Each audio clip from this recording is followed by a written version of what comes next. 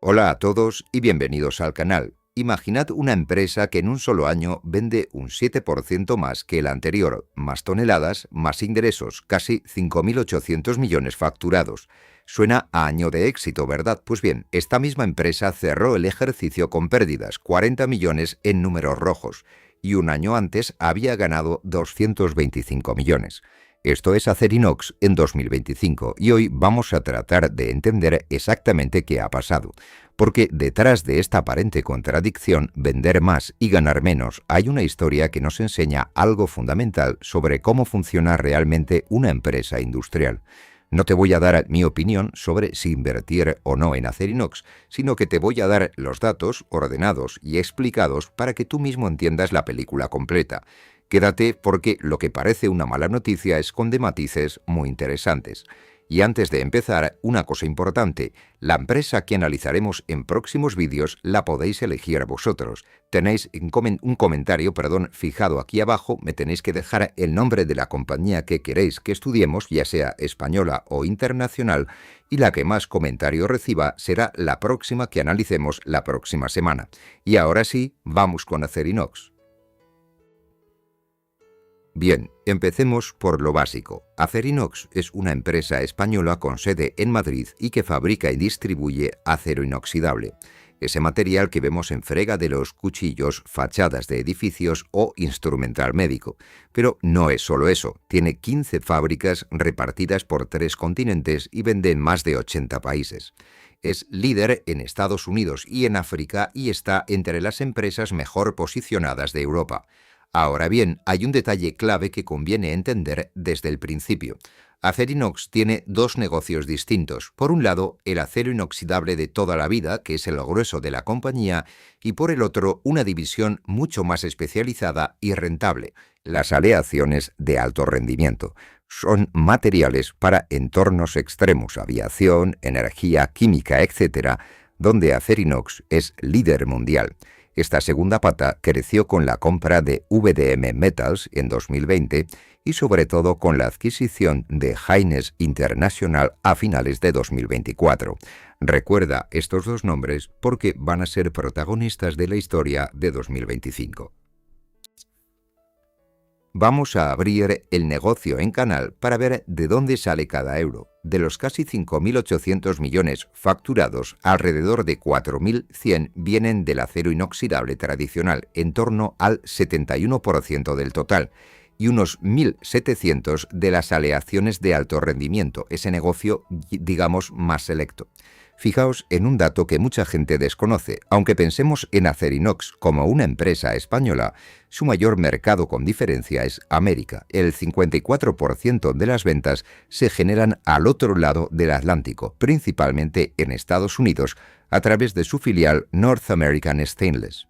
Europa representa el 37%, Asia un 6% y África un 4%. ¿Y por qué es importante esto? Bueno, pues porque significa que la salud de Acerinox depende mucho más de lo que pase en Estados Unidos que de lo que pase en España o Europa. Y como veremos, en 2025 esa exposición americana fue precisamente su tabla de salvación. La empresa fundió 1,87 millones de toneladas de acero, un 6% más que el año anterior, es decir, produjo más. El problema, como veremos a continuación, no estuvo en el volumen, sino en los precios. Bien, aquí tenemos la radiografía completa del año en una sola tabla, y conviene leerla despacio porque cuenta una historia muy concreta. Arriba, las ventas suben, 5.781 millones, un 7% más, pero a partir de ahí todo empieza a caer. El EBITDA, el beneficio de la actividad pura antes de intereses, impuestos y amortizaciones, se desploma un 29% hasta los 354 millones. El beneficio operativo, el EBIT, cae un 56%. El beneficio antes de impuestos se hunde un 74% hasta apenas 90 millones, y el resultado final, lo que de verdad queda para el accionista, se vuelve negativo, 40 millones de pérdidas. Ahora bien, fíjate en la última línea, porque es la que rompe el guión pesimista. El flujo de caja operativo Es decir, el dinero real que entró en la caja de la empresa no solo no cayó, sino que subió un 55% hasta los 455 millones.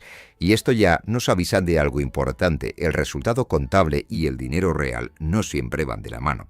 Y en 2025, en Acerinox, fueron en direcciones opuestas. En las próximas diapositivas vamos a desmontar pieza por pieza por qué ha pasado esto. Vale, entonces, ¿qué pasó? Si vendió más toneladas, ¿por qué ganó menos? La respuesta estaría en una sola palabra: precios. Acerinox vendió más cantidad de acero, pero a precios más bajos. Y en un negocio industrial donde los costes son enormes, unos pocos euros menos por tonelada pueden borrar todo el beneficio. Lo vemos clarísimo en el margen EBITDA. En 2024, de cada 100 euros vendidos, 9 se convertían en beneficio operativo bruto. En 2025, esta cifra es de solo 6. Ese estrechamiento del margen es la esencia del problema. ¿Y por qué han bajado los precios? Bueno, pues por una demanda débil en sus 3 grandes mercados: Estados Unidos, Europa y Sudáfrica. Y además por una avalancha de importaciones baratas, sobre todo en Europa, antes de que entraran en vigor nuevas medidas regulatorias. Conviene hacer aquí una matización para no caer en el optimismo fácil del propio informe. La empresa insiste en comparar con 2024, un año que estuvo lastrado por una huelga importante en su planta europea. Eso hace que algunas comparaciones parezcan mejores de lo que son. Lo cierto es que, en términos de rentabilidad, 2025 fue un año claramente flojo para el negocio principal. Bien, esta es probablemente una de las diapositivas más importantes de todo el vídeo, así que debemos prestar atención. Hay 3 formas de medir cuánto gana una empresa y las 3 dan resultados muy diferentes en Acerinox este año. La primera es el EBITDA, 354 millones. Es el beneficio del negocio puro, el motor antes de restar el desgaste de las máquinas, los intereses y los impuestos. Es positivo y considerable. La segunda es el resultado neto, 40 millones de pérdidas. Es el titular, lo que aparece en los periódicos, la cifra contable final. Y la tercera, la que para mí es más importante, es el flujo de caja operativo, 455 millones que entraron de verdad en el banco. ¿Cómo puede ser que la contabilidad diga pérdidas, pero la caja diga 455 millones de ingreso? Bien, porque entre el EBITDA y el resultado neto hay gastos que se restan, pero que no son salidas reales de dinero, como la amortización de las fábricas y los deterioros contables. Son apuntes necesarios, pero que no vacían la caja. Por eso, una empresa puede dar pérdidas sobre el papel y al mismo tiempo estar generando dinero. Eso es exactamente lo que ha ocurrido aquí, y entender esta diferencia es crucial. Bien, aquí toca ponerse el sombrero del escepticismo, porque es donde las empresas suelen presentar las cosas de la forma más favorable. Acerinox nos dice: mi EBITDA real fue de 354 millones, pero el ajustado, descontando cosas extraordinarias, fue de 422. ¿Y qué descuenta? Bien, pues una provisión de 9 millones por un plan de rejuvenecimiento de la plantilla y, sobre todo, un ajuste de inventarios de 60 millones. ¿Es esto legítimo? Bueno, en parte sí, tiene sentido separar lo recurrente de lo puntual para entender el negocio de fondo. Pero como analistas debemos ser prudentes. Los ajustes de inventario, por ejemplo, reflejan que el material en almacén vale menos de lo que costó. Esto es una pérdida real de valor, aunque la empresa la presente como extraordinaria. Y hay un dato que el titular optimista del EBITDA ajustado no recoge. En junio de 2025, la compañía tuvo que reconocer un deterioro de créditos fiscales de 48 millones. Ese apunte, sumado a todo lo demás, es lo que finalmente empuja el resultado a pérdidas. Mi recomendación: cuando veas la palabra ajustado en cualquier informe, anótala, pero nunca la tomes como la cifra definitiva. La realidad suele estar entre la cifra reportada y la ajustada. Bien, no todo han sido malas noticias y sería injusto quedarnos solo con la cara pesimista. Mientras el negocio de acero inoxidable tradicional sufría, la división de aleaciones de alto rendimiento brilló. Sus ventas crecieron un 26% hasta los 1.683 millones y su EBITDA subió un 15% hasta los 135 millones. Y aquí viene lo relevante, el margen EBITDA de este negocio fue del 8% frente al 5% del inoxidable. Es decir, las aleaciones son un negocio bastante más rentable. Buena parte de ese crecimiento viene de la integración de Hynix International, la empresa estadounidense que Acerinox compró a finales de 2024 y que en 2025 ya aportó el año completo. La compañía presenta esa adquisición como un acierto y los números de momento le dan la razón. Conviene, sin embargo, recordar un matiz. Ese crecimiento del 26% es en gran parte óptico, porque el año anterior Hynix solo sumó un mes. No es que el negocio creciera un 26% orgánicamente. Aún así, la dirección estratégica es clara. Acerinox está apostando por diversificarse hacia productos de mayor valor añadido y más rentables, y eso le da resiliencia cuando el acero básico flojea.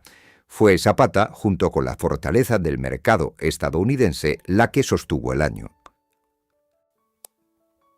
Volvamos ahora a esos 455 millones de caja, porque merecen una explicación. ¿De dónde han salido, si el negocio estaba tan flojo? Bueno, la respuesta está en algo que se llama capital circulante. Lo explicamos. Una empresa tiene dinero atrapado, entre comillas, en sus almacenes, en forma de existencias y en lo que le deben sus clientes. En 2025, Acerinox hizo un esfuerzo enorme por reducir esos inventarios, liberando 383 millones que estaban inmovilizados en acero almacenado. En total, mejoró su capital circulante en 406 millones. Eso es dinero que pasó de las estanterías al banco. Ahora bien, aquí toca ser de nuevo honestos y mirar más allá del titular optimista. Vender el inventario que tenías acumulado es una palanca fantástica, pero solo la puedes utilizar una vez. No puedes reducir tus almacenes año tras año hasta el infinito. De hecho, en el primer trimestre de 2026, cuando la actividad repuntó, el capital circulante volvió a subir y el flujo de caja se moderó mucho. Así que sí, 455 millones es una cifra excelente, pero es importante entender que parte de ese dinero vino de una optimización puntual y no de un negocio que de repente generaba mucho más. Con esa caja, además, la empresa invirtió 311 millones en sus fábricas y repartió 155 en dividendos. Bien, pasemos ahora a la salud financiera, que es donde conviene encender la luz de alarma con calma. Acerinox cerró 2025 con una deuda financiera neta de 1.189 millones. En sí misma, esta cifra apenas subió con respecto al año anterior. El problema no es tanto cuánto debe, sino cuánto debe en relación con lo que gana. Fijaos en este ratio, la deuda neta dividida entre el EBITDA en 2023 era de 0,5 veces, una empresa prácticamente sin deuda. En 2024 subió a 2,2 veces y en 2025 se ha disparado a 3,4 veces. ¿Por qué? No tanto porque la deuda crezca mucho, sino porque el EBITDA, es decir, el denominador, se ha reducido. Cuando ganas menos, la misma deuda pesa más. Un ratio de 3,4 veces no es alarmante para una industria como esta, pero sí es un nivel que conviene vigilar, sobre todo porque la propia política de dividendos de la empresa menciona el umbral de 1,2 veces para retribuciones extraordinarias y estamos muy por encima. La buena noticia es que la liquidez es muy holgada, 1.716 millones disponibles entre caja y líneas de crédito. Y un apunte del primer trimestre de 2026, la deuda ha vuelto a subir hasta los 1.295 millones, aunque el ratio se mantiene en 3,4 veces. Es este un punto a seguir de cerca. Sigamos ahora con la rentabilidad, que mide si la empresa es capaz de hacer crecer el dinero de sus accionistas. Hay dos indicadores clave. El primero sería el ROE, la rentabilidad sobre los fondos propios. Como el año cerró en pérdidas, el ROE de 2025 fue negativo, menos 1,9%. Es decir, los recursos de los accionistas, lejos de crecer, encogieron ligeramente. En 2024, ese mismo dato había sido un saludable 8,7%. El segundo ratio es el ROCE, que mide la rentabilidad del capital total empleado, incluyendo la deuda. Cayó del 9,4% al 4,7%. Prácticamente se ha reducido a la mitad. Estos dos números, fríamente, nos dicen que 2025 fue un mal año en términos de rentabilidad, y eso se traslada directamente al accionista en dos cifras concretas. El valor contable por acción, es decir, lo que teóricamente vale cada acción según los libros, bajó de 10,33 a 8,41 euros. Y el beneficio por acción, que mide cuánto ganó la empresa por cada título, pasó de 90 céntimos en positivo a perder 16. Es importante no edulcorar todo esto. En pura rentabilidad contable fue un año para olvidar. La pregunta interesante que veremos al final es si el mercado está mirando este año o ya está mirando hacia 2026 y 2027. Bien, hablemos de lo que interesa a muchos inversores, el dividendo. Acerinox pagó 0,62 euros por acción con cargo a 2025, un total de 155 millones y ya ha anunciado que mantiene esa misma cifra para 2026. A primera vista suena a estabilidad, pero aquí hay un dato que el inversor debe entender bien. Existe una métrica llamada payout que mide qué porcentaje del beneficio se reparte como dividendo. Pues bien, como la empresa tuvo pérdidas, ese payout sale negativo. Traducido, Acerinox repartió dividendo a pesar de no haber ganado dinero este año. ¿Es esto una bandera roja? No necesariamente, y aquí es donde recuperamos lo que aprendimos sobre la caja. La empresa no pagó el dividendo con el beneficio contable, que era negativo, sino con la abundante caja que generó. Mientras siga generando caja, el dividendo puede sostenerse. Pero si las pérdidas se repitieran y la caja se secara, mantenerlo se volvería complicado. Es un equilibrio que conviene vigilar año a año. Para que tengas una referencia concreta, con la acción a 15,85 euros, ese dividendo de 0,62 supondría una rentabilidad de aproximadamente el 3,9% anual. Una cifra atractiva siempre que el inversor entienda de dónde sale realmente ese pago. Y llegamos a la pregunta que todo el mundo se hace: ¿está la acción cara o barata? Y aquí me voy a limitar a presentarte los números. A 15,85 euros por acción, el día 29 de mayo, el conjunto de la empresa vale en bolsa unos 3.952 millones. El primer múltiplo habitual es el PER, que compara el precio con el beneficio. El problema es que en 2025 hubo pérdidas, así que el PER no se puede calcular de forma significativa. Dividir entre un beneficio negativo no tiene sentido. Esto por sí solo ya nos dice que el mercado no está valorando a Acerinox por sus beneficios de 2025, sino por lo que espera que gane en el futuro. El segundo múltiplo más útil para empresas industriales es el Enterprise Value EBITDA. Sumamos al valor en bolsa la deuda neta a 31 de diciembre porque quien compra la empresa también asume su deuda y lo dividimos entre el EBITDA. El resultado rondaría las 14,5 veces sobre el EBITDA reportado o unas 12,2 veces si utilizamos el ajustado. Para un fabricante de acero, estos múltiplos no son precisamente baratos en un año normal. Pero recuerda, estamos dividiendo entre el EBITDA de un año malo. Si el beneficio se recupera, esos mismos múltiplos bajarían automáticamente. Por último, el precio sobre el valor contable estaría en torno a 1,9 veces. Bien, para entender el futuro de Acerinox hay que ir al tablero político, porque el acero se ha convertido en un arma geoestratégica. Empecemos por Estados Unidos, su gran mercado. Desde junio de 2025, el gobierno americano duplicó los aranceles al acero importado, del 25% al 50%, y los extendió a cientos de productos. ¿Qué significa esto para Acerinox? Bueno, pues que su fábrica en Kentucky, que produce dentro de Estados Unidos, queda protegida frente a la competencia extranjera. Es una ventaja directa. En Europa, el movimiento llega un poco más tarde, pero apunta en la misma dirección. A partir de julio de 2026, la Unión Europea reemplazará sus actuales medidas por otras mucho más duras. Recortará las cuotas de importación hasta un 55% en el caso del inoxidable y subirá los aranceles al 50% para el exceso. A esto se suma el CBAM, el Mecanismo de Ajuste de Carbono en Frontera, que desde enero de 2026 obliga al acero importado a pagar por sus emisiones de CO2, igualando las reglas con los fabricantes europeos. La lógica de todo esto es clara: frenar la avalancha de acero barato que hundió los precios en 2025 y permitir que los productores locales como Acerinox recuperen márgenes. Es sin duda la gran apuesta sobre la que se construye la tesis de recuperación. Como prometimos al principio, vamos a asomarnos al presente porque ya tenemos los datos del primer trimestre de 2026 y matizan bastante la película. La facturación arrancó en 1.384 millones, un 6% más que el trimestre anterior. El EBITDA ajustado subió a 119 millones, un 18% por encima del cierre de 2025.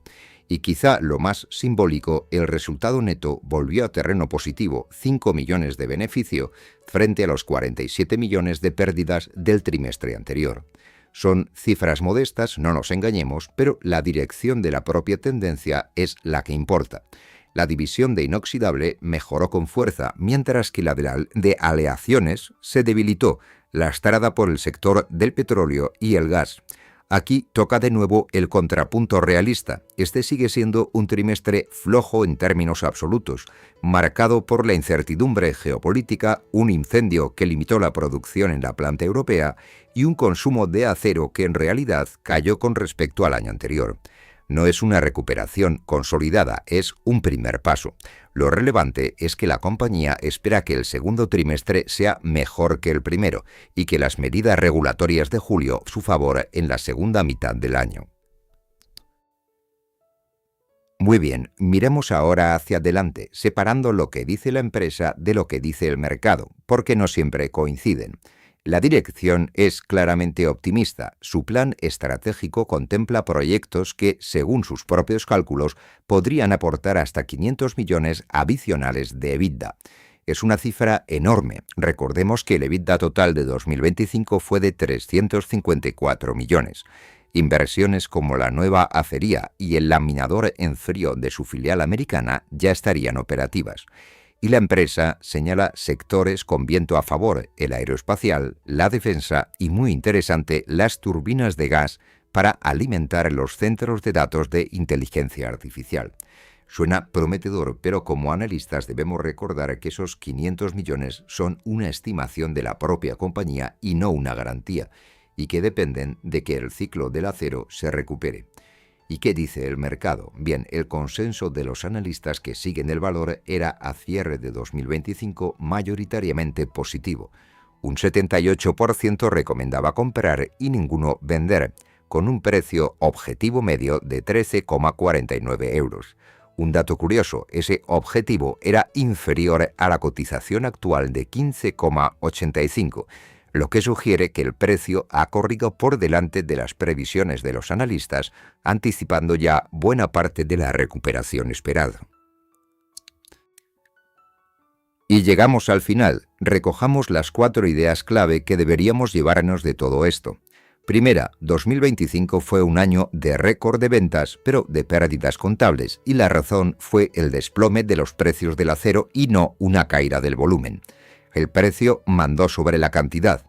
Segunda, el resultado neto negativo asusta, pero la caja contó una historia distinta y mejor: 455 millones generados, aunque parte de ese dinero vino de vender inventario, algo que no se puede repetir cada año.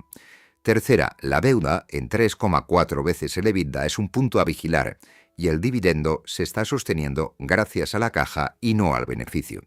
Y cuarta, toda la tesis de futuro descansa sobre 2 pilares: las medidas regulatorias que protegen sus mercados y la diversificación hacia productos más rentables, pero son una promesa todavía por confirmar en los resultados.